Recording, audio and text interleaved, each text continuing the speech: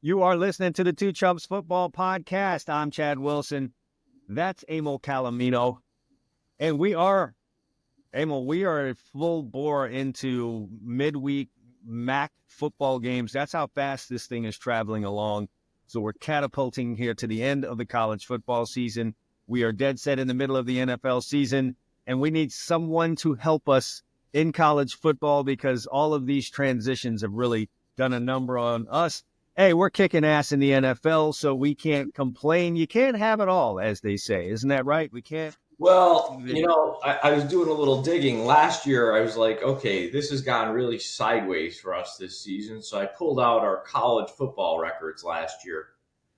Last year in college football, you were 35-17 when the season ended after the bowl games. What a time that was. And I was 29-23, which sucked compared to you. When you added them together, that was 64-40.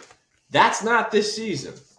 Yeah, it's been a rough go at it. I don't know how it's been for the Bucks, but nevertheless, we continue to move on without the sun in our eyes. Emil, ask your guy to put some curtains up in you want the AT&T sun out of my eyes?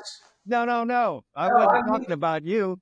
I was talking about CeeDee Lamb and Jerry Jones. Oh, I thought you wanted the sun out of my eyes. See, that's what we do here. No. I just want your owner there to. Can you put some drapes up? Can you put some drapes up in that? Isn't that so on brand for the Cowboys? I guess. I mean, it's almost like Jerry. The players can't see the ball. Jerry's solution: should I tear the building down? Man, he's really turned into a crab in these. He is a crab, and here's the thing: when he made the whole thing, we game plan around the sun. Okay, stop. So what happens if you're on defense? And the offensive guy can happen to see the ball, and your defense can't. I mean, which is more likely to happen because we're going to turn our heads around on defense late and probably look right into that sun.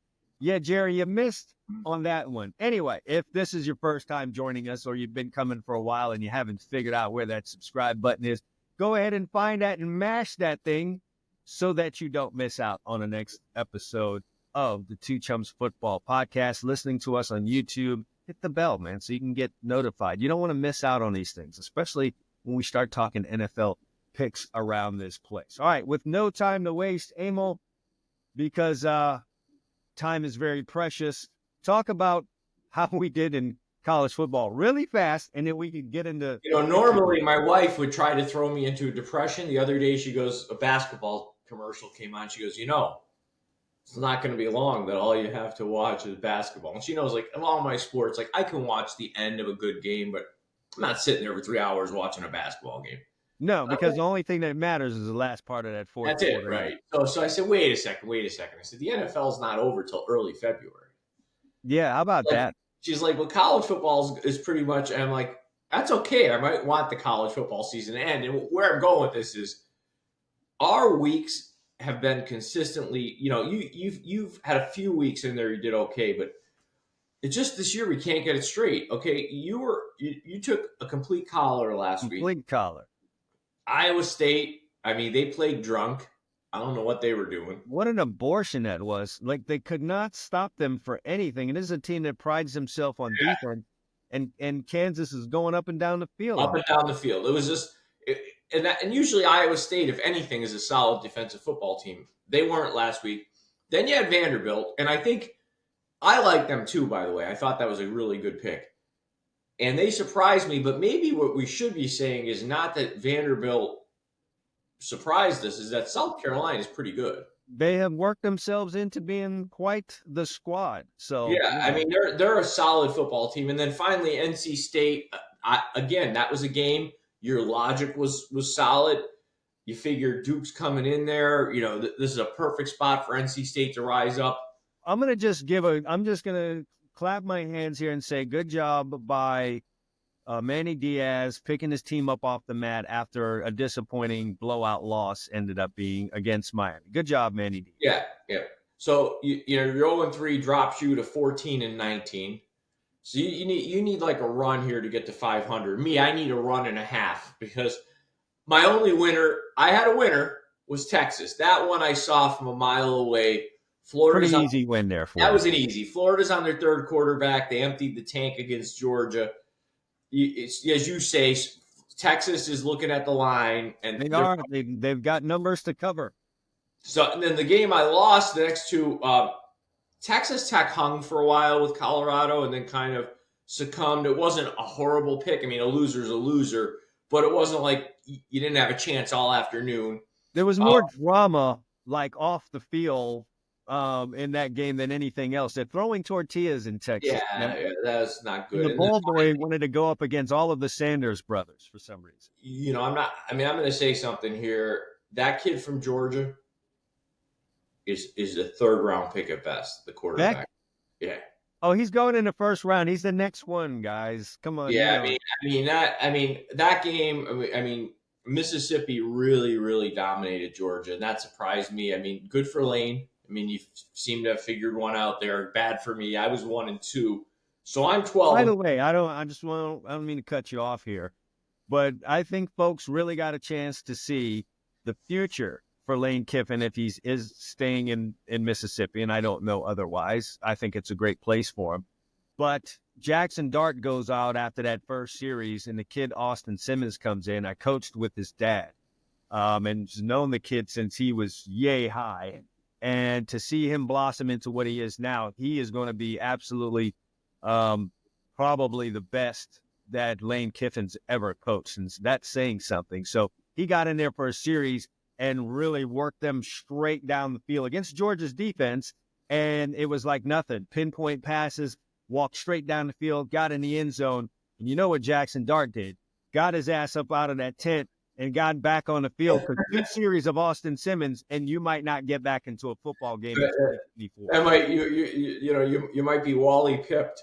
Just did not want that to happen at all. That Your audience knows anything about Wally Pipp? I don't think so. No, not this crowd. Probably not. No, probably not. So anyway, I was 1-2. I'm sitting at 12-21. I need a run here, and I'm going to start here. One week at a time. My run. Would it make you feel better if I gave my picks first? No, I'm going. I want to go first because I'm all chalk this week.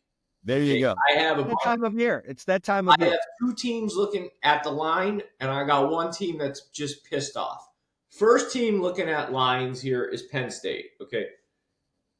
I tell you this every time I take them. There's not a better bully in college football than Penn State. When they get a team that is completely inept, they put up a number, and I'm convinced it allows James Franklin to stay there because at the end, somebody picks up the final schedule and goes, look at all these 56-7 wins. Won't happen. They can't figure out the Ohio State thing, but they can certainly figure out Purdue, and Purdue is a bad football team. Penn State is a 28.5-point favorite on the road in a conference game. That tells you how bad Purdue is. I don't expect Penn State to let off the gas here because they're on the outside looking in at a Big Ten championship game, meaning they're not going to get the extra game. So if they take a second loss in conference, they're probably out of the playoff. So they can't afford it. They're going to go out. This game has all the makings of a 52-10 Penn State drubbing. Give me Penn State in this one. Next one. Number 1 team in the country. I don't know if they're the best team in the country. I can't say they're not this year. They haven't lost. But I look at Oregon playing Wisconsin. I'm not getting trapped with Wisconsin. I watched some of that Wisconsin-Penn State game a couple weeks ago. Wisconsin's going to have a tough time moving the ball.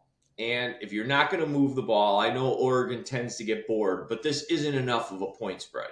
To me, if this was in the 20s, maybe they can get bored into a Florida State backdoor. I like that. That's the new term for backdoor on the show. Yes, sir. Get Florida Stated. You can get a Seminole, but that's not going to happen here, okay, because it's only 14 points. This, again, feels like Oregon goes out, dominates the game. Maybe they get a little bored at the end, but at worst, this is 38-17 Oregon. I don't think there's enough points here for Wisconsin to cover. So give me Oregon minus 14. And then finally, I know Tennessee quarterback's out. There's still a playoff. Maybe. It's a playoff team at this point, okay? This line begs me to run to the window to take 10 points. I'm not getting trapped here. This is still a Georgia football team that's won, 2 of the last 4 national championships. They've been in the mix every year. There's pride. There's a winning culture. They got embarrassed on the road at Mississippi last week. Practice has to be hell this week. I mean, he's got a safety celebrating with the Mississippi kids. I mean, because he knew them. I mean, I would not want to be a Georgia football player this week. And I think on Saturday, they're going to come out and remind Tennessee of why they've won a couple national championships in the last few years. I'm going to take Georgia -10 in a little bit of a don't make sense, pissed off bet. All right. My friend here is going with Penn State being the bullies that they are against Purdue. He likes them -28.5 versus the Boilermakers. He thinks Oregon still has something to prove here despite being the #1 team in the nation. He likes them 2-touchdown favorites against Wisconsin. And then he likes Georgia, who is flirting with falling out of top 12 in college football, being pissed off about it, and going and beating the bejesus, if I could say that, out of the Tennessee Volunteers. All right, guys, I'm going to stay. I'm going to just keep this thing clean. I'm going to stay in the Big 12 for all of these picks this week. Starting off with, hey, look, everyone's new darling is Colorado. And there are a lot of people eating crow right now because they just said Colorado wasn't going to do this and that. Has anyone heard from Paul Feinbaum recently? He has totally disappeared. Great job by Colorado in this season. And at worst, Buffalo is the Buffs are going to go to a bowl game. But now they're fighting for something bigger, and that is to be the champions of the Big 12 conference, a conference they just joined this year. And the reason there is so much confidence in them in this line as they are double-digit favorites is because they have ripped off 3 wins in a row. Emil, very impressive, and they've done so in double-digit fashion. They have done this as either an underdog or a small favorite. Now you are sending them into a new asset class, as I can say. And I just don't think that is the move here for Colorado at this time. They have all this momentum, and now you're starting to get behind them. At least the folks in Vegas are doing that. And while Utah is on, I think, a 5-game losing streak, what they are is different than the opponents that Colorado has faced over the last 3 weeks. Utah is a physical football team. They're not a great football team this year. They're definitely off of what they've been in the last few seasons. But they remain a physical football team, which is something that has been a little bit of a problem for Colorado over the last 2 seasons because, Deion hasn't had a chance to really build the trenches up in terms of depth and all those things. So you've got a physical Utah team coming in there that knows how to beat Colorado because they did it last year. They're familiar with the opponent. The second thing here is that Colorado, you start getting this kind of momentum and you start thinking about what's ahead of you, and they've got a game next week at Kansas. You can overlook this Utah team, even though they beat you last year. I don't like Colorado as a double-digit favorite here. Do I think they ultimately pull this game out? I think they'll do Colorado-type things at the end. Shadur to Travis Hunter, somehow, some way, they don't cover him in this game, and they pull it off. But I don't like them as 10-point favorites, so give me Utah +10 in this game. Staying in the Big 12, as I said, I'm going to move on over to BYU. Kansas did I don't know what last week. I don't know what Iowa State was doing, but Kansas played out of their mind, out of their skull. Something was wrong with Iowa State last week. Kansas is going to come in here with the wrong frame of mind, the wrong idea about who they are. BYU, those grown men, they never get confused about what it is that's going on. And BYU has something sitting here in front of them. They've got it all here on the line. This is it for BYU, the number 6 ranked team in the country. And for some reason, they're a less than a field goal favorite. I think this is a lot having to do with Kansas blowing out Iowa State last week. That's 1 week. Don't get confused, folks. BYU is BYU. They've earned that 9-0 record. And I like them at home. Can't see them losing to Kansas, especially with Kansas being too giddy. Finally, I'm going to back Baylor. I'm a Dave Miranda fan, but good job by him pulling this team up off the mat. They have not much was expected out of them this year. They come into this year opening up 2-4, and they just look like it's going to be a disaster, and they might have to ask this guy to leave.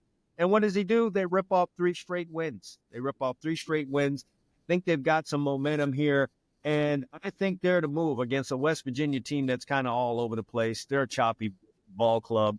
They're 2-2 in their last few games. They go and get a win on the road last week against Cincinnati. I don't know how much they're playing for, but just expect a team like that to not be able to handle a win like that. And it seems rather strange that Baylor would be a favorite on the road at West Virginia. So I'm going to go with strange. Give me Baylor, who's got some momentum. I like them 2.5-point favorites at West Virginia. My friends all over the Big 12 here. So recapping that, Utah plus 10. I like that. BYU minus 2.5. Odd line there, I will say. But yeah, minus 2.5 for BYU. And then finally, Baylor minus 2.5. So you know what that leads to. And you've been hot, by the way, in this next segment. Thank God for that, huh? How about that? Well, right. No, but I mean, you know, at the beginning, I was riding the Army train. Our off the sheet segment is something that we've put in this year, where we kind of give you a game off the beaten path. And you know, I started off. I ripped off 4 in a row off the sheet. I'm on a 2-game losing streak now. I got Seminole last week. I was texting you about it. I had Memphis giving 9 to Rice, and the Krispies got the ball with 4 minutes left, down 14. They hit a 4th and 3 from the 5 of Memphis with a minute left. They walked terrible. The loss. You had a nice one on Louisiana Tech plus 10. Very good there. Winner. So you're back to 500. You've won 3 of your last 4 off the sheet. You're 3-3. I'm 4-2. Why don't you go first since you were our winner last week? Hey, sports fans, if you're looking to take your game day excitement to a whole new level, then you got to check out Bovada Sportsbook. Whether you're into football, basketball, it's baseball playoff times, pretty much any sport, Bovada has everything you need. Best odds, live betting, and fast, secure payouts. And here's the best part. When you sign up today, Bovada is giving you a 50% welcome bonus on your first deposit. That's up to $250. That's free money to get you started just for joining the action.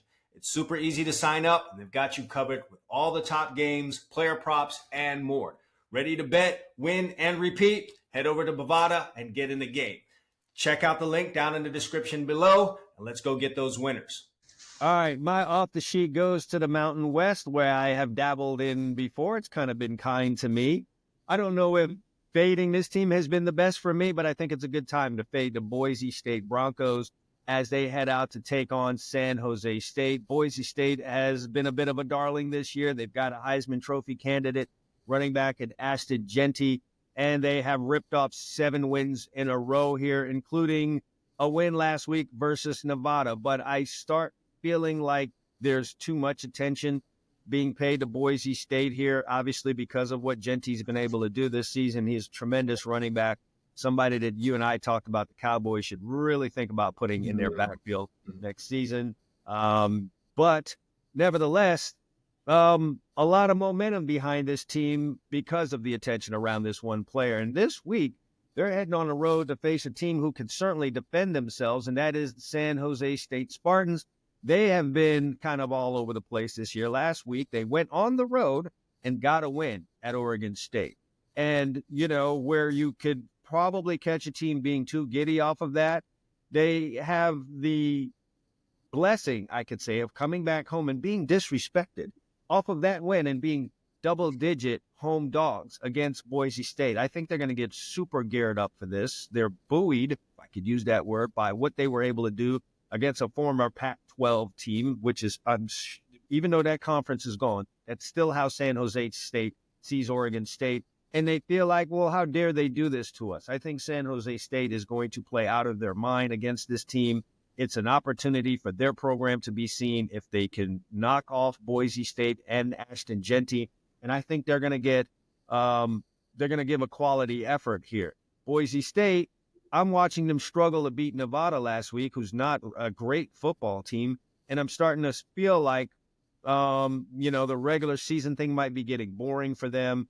I don't see them having the motivation to go out and cover 2 touchdowns against San Jose State. And if you're not fully motivated against this team, you're going to find yourself in a game going all the way down to the wire, which is what I think happens. So give me San Jose State. And I wish it was 14. And for you folks out there at home, if you have the ability to do this and you're not playing on some gangsta's parlay card, which would probably be 14 anyway, by that point, move it to 14. But the official line is 13.5. Give me San Jose State. It's 13. Sounds like you're on to something there. I think this may be a game where Boise starts looking ahead to what's in front of them rather than Yeah, they might sleepwalk through. they might sleepwalk it. You gave much more analysis than I need to give on my pick. My pick is simple. Georgia Southern is a good football team. You know how I know they're a good football team? They're 7-2. They've always been a solid program. Solid program. Troy, who usually is a solid program, Yeah. I've seen a quarter or two of Troy football this year. It ain't good. Okay. You wanted to unsee it? Yeah, I wanted to unsee it. They're not a good football team. And the line here is very manageable for Georgia Southern. Like if this became a double-digit line, I'd be worried. I see no reason they can't win this game by 10 or 14, even if they're not playing their best football that night. They're only giving 8 here. I'm going to grab Georgia Southern -8. It feels like a 14-point win. Do I think you win by 40 and it's over in the second quarter? No. But I feel very comfortable that Georgia Southern wins this game by double digits. Give me them. All right. So my friend here is taking Georgia Southern. One solid program versus a program that doesn't feel like being solid this year. So Georgia Southern. Yeah, DeMarcus Ware is not walking through the door for Troy. No, not happening. All right. Do we want to go head-to-head college game, or what do we want to do? We can do our head-to-head college game because it's simple for me. Last week, I won head-to-head. You did. This week. I realized just how bad Florida State was last week, and I took Notre Dame. So this week, I'm going to take SMU, okay? -19.5. SMU has really taken to the transfer portal NIL era because they had a whole manual in the library of how to do NIL. They were doing NIL before we were really doing NIL, okay? Some of the folks watching this may not know what we're talking about. Go watch the ESPN 30. Yes. SMU understands down in Dallas. They know how to do NIL. Before you run a billboard for a car dealership, there was just a bag of money there. Now you at least have to go and shoot the commercial. Okay, so I'm all over SMU. This team can score points in bunches. They're a playoff team at this point, or close to it. They're number 14. They're right there. They're probably going to have to try to upset your school in the ACC championship game if they don't mess things up, and that's my point. They're going to be looking at lines, knowing they need to do everything possible to be impressive to get into this playoff, and I'm going to lay the 19.5 with SMU against Boston College. Man, I think you walked yourself into a trap this week. SMU has been rolling along. Everyone's talking about them. They've not lost a game where they feel like they need to watch the line and cover the line. I think they know what stands in front of them. Let's just win these football games. Let's get to the ACC championship game. Let's beat Miami, and we're in. We're one of those top 4 spots, and they're coming off of a huge win over Pitt last week. I mean, no one was expecting that kind of a win. They might get a little too giddy here, and Boston College has kind of been all over the place. No reason to really, respect this opponent. No one sits here in fear of Boston College football. Doug Flutie does not play for this team any longer. And, there's no more Zay Flowers running around to ruin your Saturday, so not much to write home about. Boston College has been on a nice little run of mediocrity here since the middle of the season. But after a 3-game losing streak, what does a losing team need to help them out?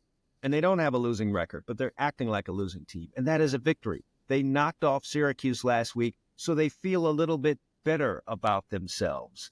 They failed to bench press that 225 3 straight weeks, and I'll be damned, they got it off their chest last week. I think they come into this thing confident, and they mess around with an SMU team that wants to just sleepwalk through this football game, and they stay inside that number. Emil, beware of the back door. You might get a spear in that back door this week playing around with Boston College football. We're going to find out. What do you want to do now? You want to head to the pros, or you want to go ahead? We got to head to the pros. Let's get to it. And that's where the meat is. The meat, and I'll tell you what, for as bad as woe is me about college, our pros now have been really good, okay? I've gotten on a little heater. Good. Thank God. Thank God. I'm 5 of my last 6 in the pros. 2-1 last week. I'm back to the Mendoza line of 15-15. And here is the cherry on the cake. My friend here, another 2-1 week. His record is 21-9 on the year. That's 70% if you're struggling with math out there. Hey, if you're mid-season, a little past mid-season at 70%, you're doing something good. So with that, let me give our picks what they were quickly, and you can go first in the pros. Last week, my friend here had the Minnesota Vikings. They made that a lot more difficult and hairy. Pull the rabbit out of a hat. I'll take it. Yes, -4.5. They won by 5. Then he had his pick. I think this was when he was hitting the sauce mid-show. He took my Cowboys +7.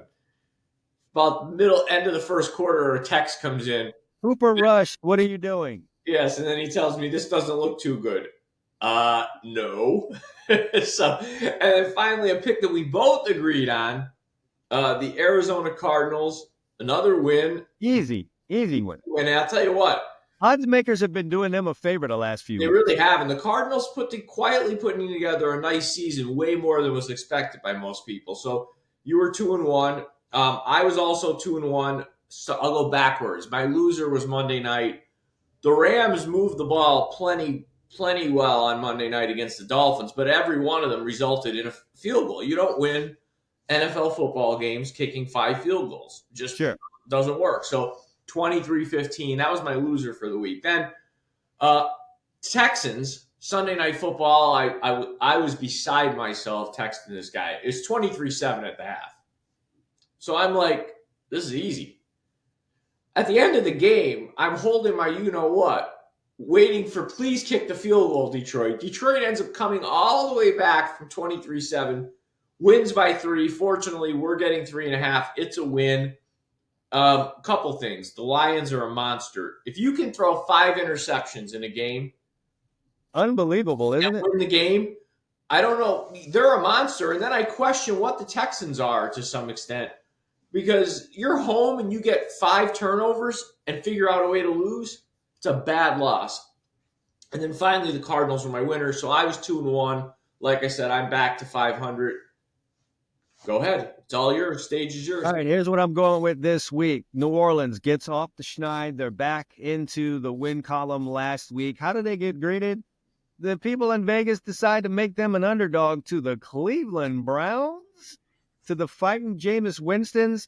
Maybe they feel like Jameis has a little bit of hate in his heart coming back home to stomp on the team that kind of passed him over for that quarterback job that he probably should have got. They went in free agency or whatever the deal was, trade. I forget how they acquired Carr, but they get Derek Carr and they stick him right there in front of him. But if you know Jameis Winston, he's a guy who just doesn't have any hate in his heart. And what I think he might have this week is love. Love for the New Orleans Saints defensive backs, because I see him probably turning that football over. You're talking about guys who probably know him pretty well. They saw him over and over and over when he was on that team, especially the starters, since Jameis probably ran a lot of the practice reps, the scout team type of thing. I think they're going to be really familiar with him. And right now, man, we're talking about the Cleveland Browns. What are you doing favoring them on the road? Okay, unless they're playing the Carolina Panthers or the struggling New York Jets. And even in that case, I would not favor them being a favorite of any kind. This is no way to treat a Saints team that's trying to reverse their entire season. By the way, I don't think I've ever seen a season like what the New Orleans Saints have had. Your first 2 games, massive blowouts, and then you proceed to just run off 7 straight losses. You got your coach fired. I think there's one more week, at least, momentum with your new guy because you're doing things differently and teams don't really have a peg on what it is you're trying to do. I think the Saints get the benefit of that. Give me them as +1 home dogs against the Cleveland Browns. Hey, speaking of what the hell are you doing? Hey, Indianapolis Colts, who's your quarterback? I don't know what Anthony Richardson slipped into Joe Flacco's bag last week. I don't know what deals were made, but he's a rookie, got new money. He must have stuffed something into Joe Flacco's duffel bag and said, hey, guy, go out there and stink up the joint real early and put this whole thing in flux. Anthony Richardson is back in. It's what should happen, Emil. You got to have a little bit of patience. Everyone's out to go grab these guys too fast out of college, just put them in the starting position too fast in the NFL, and then, what are they? These guys are a bust. Kudos to the Colts. their hand got forced, but Anthony Richardson's back in there. And whatever the case may be, I think it's good enough against whatever the hell it is the New York Jets have got going on.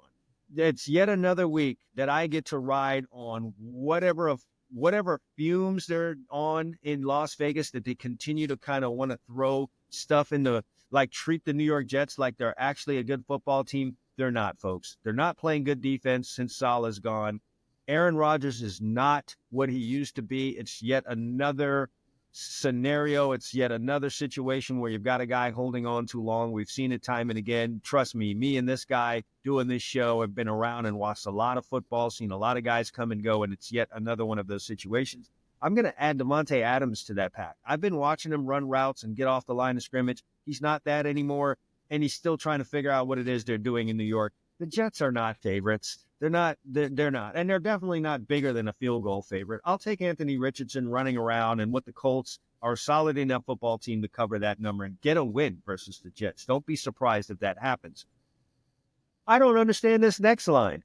The Los Angeles Chargers are a legit football team that are going to probably make some noise in the postseason.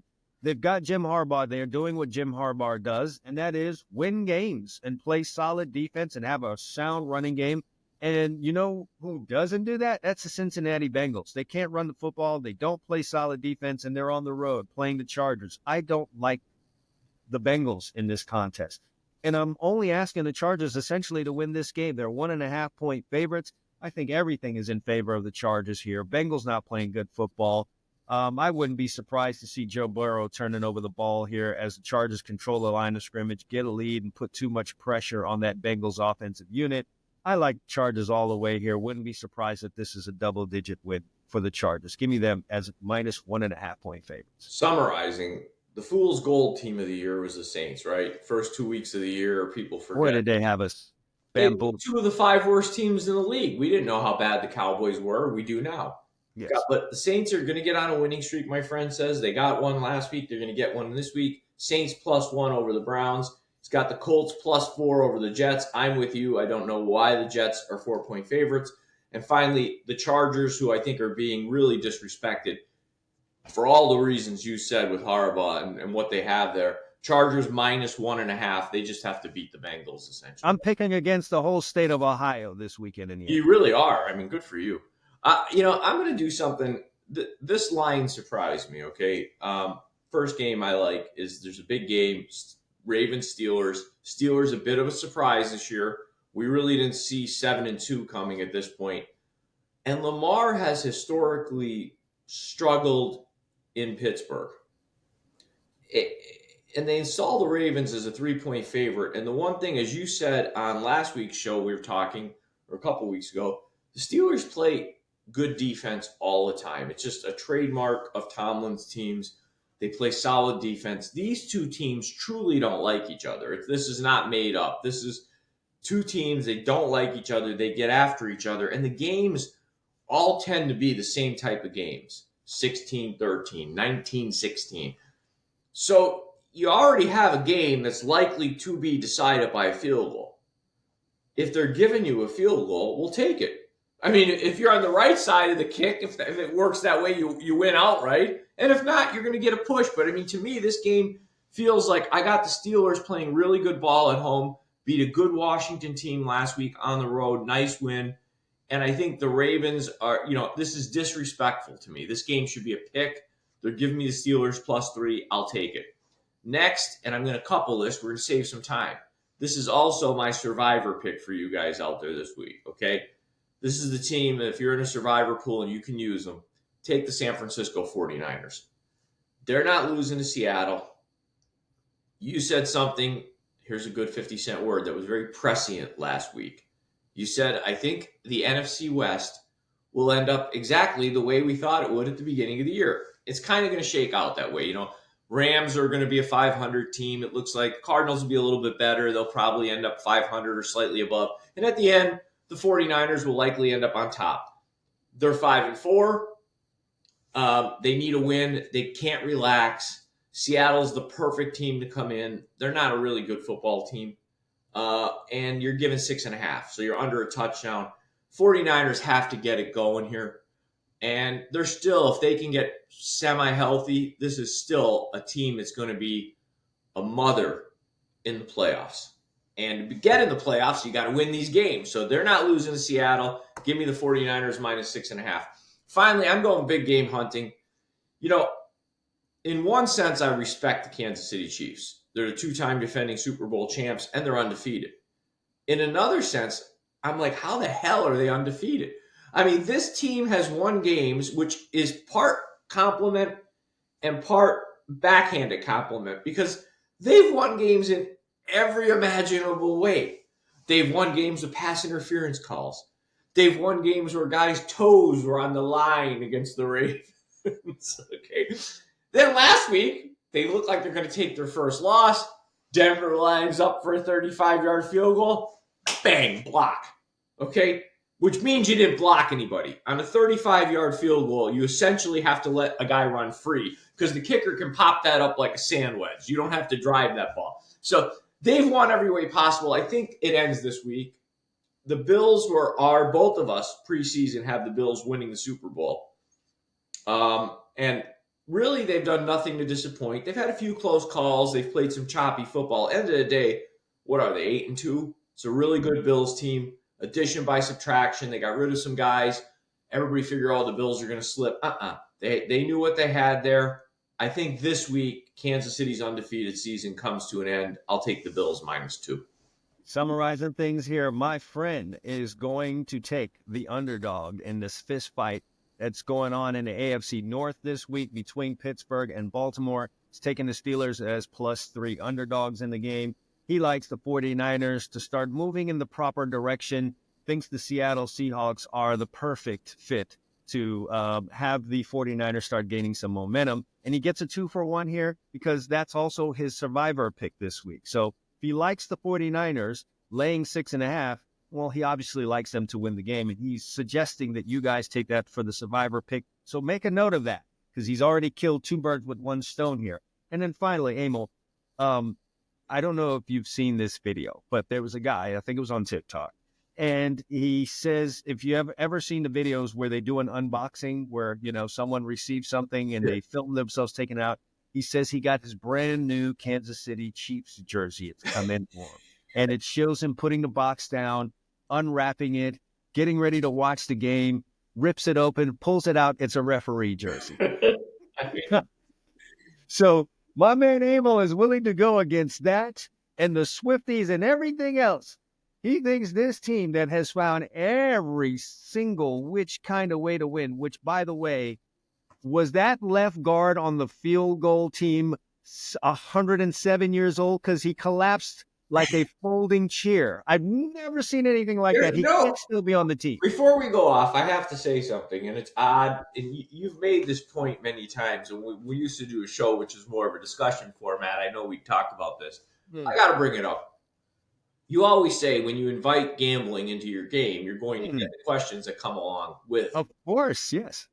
It is almost WWE-ish the way the NFL is, some of these games. I mean, some of the calls, and I know we have the benefit of TV, but they do too because they get reviewed. Some of the calls are absolutely like Stevie Wonder could probably get it just as right. I mean, I don't know what I would be like coaching against the Kansas City Chiefs. I'd probably be like, Mr. Whitehat, come over here. Yeah. Let's go look under the hood. Tell me what you're seeing there. I want to take a look. You know what I hear when the Kansas City Chiefs game comes on? I hear the theme to Young and the Restless playing in the background because it's about to be serious drama.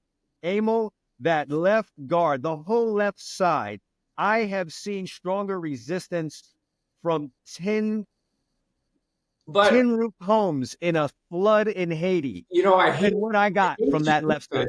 I hate to go there, on our show here, but I mean, there's a certain part of me, because I was always one to tell people years ago before they've invited gambling, and this, like when we did this 10 years ago, I'd be like, you guys are being silly. Every gambler thinks that the game is because, but like now that they've kind of jumped the shark, you almost feel like the NFL, would it be beyond them to script it? I don't think it is. I hope it's not, but it's almost like it is a business. And if I'm having a Super Bowl, there's going to be certain games that get better ratings. I mean, I know. Hey, look, I can't wait to see what they have in store for us this week in that game. Nevertheless, my friend thinks the script writers have put some adversity into the life of the Kansas City Chiefs this week. We need a villain. We need a villain. Roddy Piper is here. It's the Buffalo Bills. Put the black mask on Josh Allen, turn him into the Hamburglar. That's the villain we got this week. He likes Buffalo -2. And with that, my friend, we are going to sign off. Once again, before you guys take off out of here, give this video a like and a share if you're watching us on YouTube, if you're listening to us on your streaming device. Matter of fact, all of you, no matter how you are taking this show and watching it, listening to it, go ahead and hit that subscribe button. We would appreciate it. Hey, if you are really feeling crazy, you can go ahead and rate us. Rate our podcast. And make sure you use the best sports book, Bovada, show sponsor. Yes. Use Bovada. Head to Bovada right now. There will be a link in the description to this show, no matter where it is that you're watching it. Hit that and go open an account. And listen, this is not a 900 number. We are not asking you to pay for any picks. You know how you could pay us when Emil and I kill it free this weekend? Subscribe and rate our podcast. We would really, really love and enjoy that and would be most thankful. So we're going to be out of here. Enjoy the games this weekend. We'll be back with you next week to summarize and add to our winners on the Two Chumps Football Podcast. For Emil Calamino, I'm Chad Wilson. Thanks for watching. We'll see you guys next week.